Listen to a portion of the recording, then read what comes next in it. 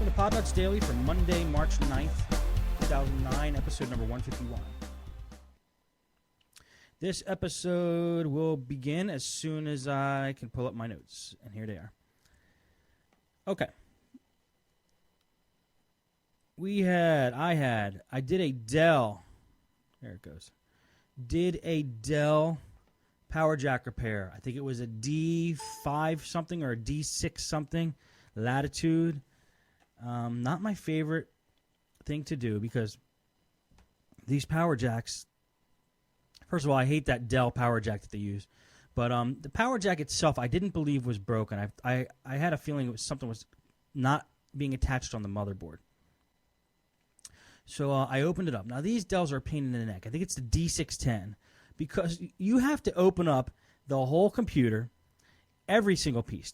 Once you get the screen off, you got to take the top cover off. You got to take the bottom cover off. Then there's a metal frame sandwiched in between those, and you got to take that metal frame off before you can even get to the power jack on the motherboard. Like, you have to literally take out every screw on this computer to get it running.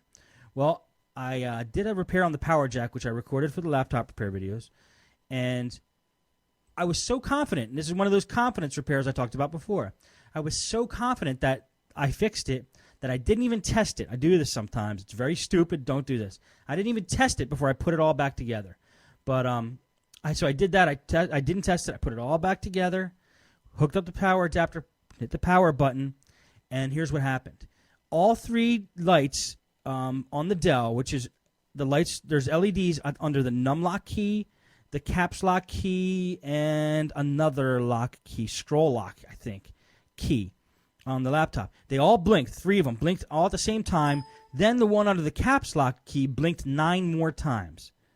And that was it. Then it just stopped. Never powered on. No video on the screen. That's the only sign of power that it was getting. So I said, damn, let me try this again. I plugged the power adapter in, hit the power button. All 3 lights blinked, and then the one in the caps lock blinked 9 more times. Well, I thought for sure that I did something wrong. But I started to Google it. And the more I looked under Google, and I Googled like 9 times Dell blinking or something like that, I did a Google search. And most of the people who had this problem said it was a problem with the RAM. Now, here I'm ready to take everything all apart when it was, people, you know, when you do a Google search, you're finding out that it's the RAM. So what I did was I took out the RAM, I put a new stick of RAM in, it worked. Well, I took the new stick of RAM out, I put the old stick back, but just reseated it, and everything worked. The RAM just wasn't seated properly. That was the whole problem, and I'm ready to take the whole laptop apart again. So, Google code error codes. You got to Google error codes because when you get an error code, it's telling you something, and if you know what to do after the error code, look it up and you find out what to do. It's going to save you a lot of work and time. So use Google liberally, and it's going to be worth your while.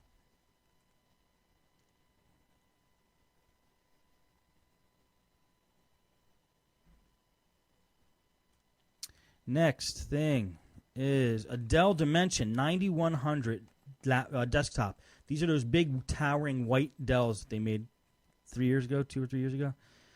And it needed a motherboard, okay?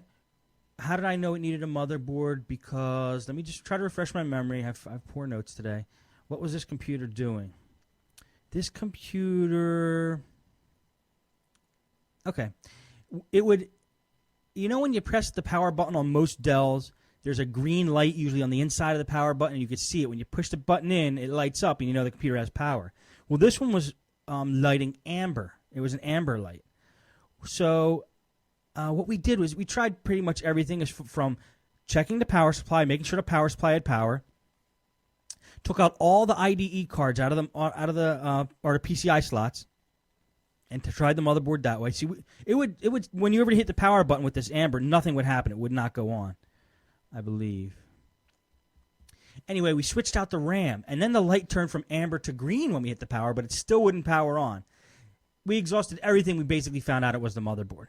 So I went to buy a motherboard for a Dell Dimension 9100, and I could not find one on eBay. Now, as I'm saying this, I know there's a Podnutz listener. I don't know if he still listens. His eBay username is Greetings and Computations. He sells Dell parts. I should have contacted him, but instead I decided to buy a motherboard for a 9150 because in the picture, and this was the actual picture of the item I was getting, the motherboard looked exactly the same.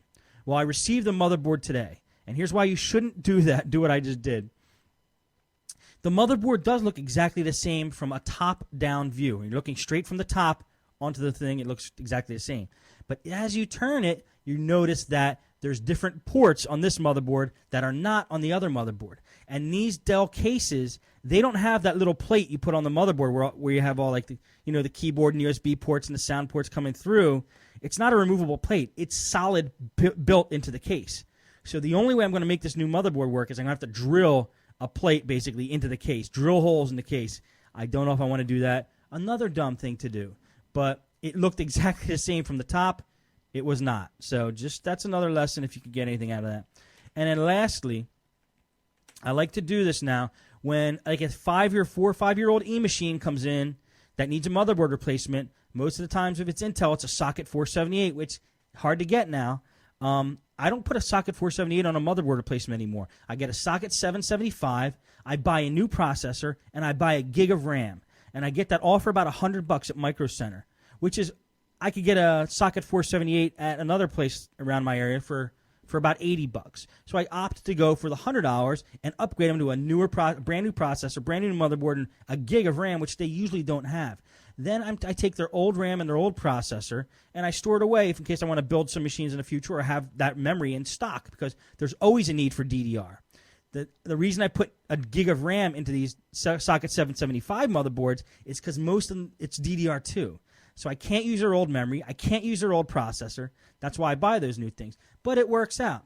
The only problem is most of these new motherboards have one IDE slot. Port slot connector, like one IDE connector. Most of the older motherboards have two. So if this computer has two CD drives and an IDE hard drive, that's two ports I would need. Two for the CD, or one for both of the CD drives and one for the hard drive. And that has happened to me so many times that I've now, if that ever does happen, for like $15, they sell two things you could buy. You can buy a card that goes into the PCI slot that has more IDE ports on it, or you can buy a SATA to IDE converter, which I'm starting to like. It's basically a little box. You plug it into the IDE port of your hard drive, and then out of the little box is a SATA port. So you just plug the SATA into the SATA of the motherboard, because that's where things are going these days. They're about $15, Micro Center. Probably you can get them on Newegg. And for that $15, save a lot of trouble. And you could still make a profit if you actually want to upgrade a motherboard and still use IDE devices in the machine. SATA to IDE converter. Cool little cable.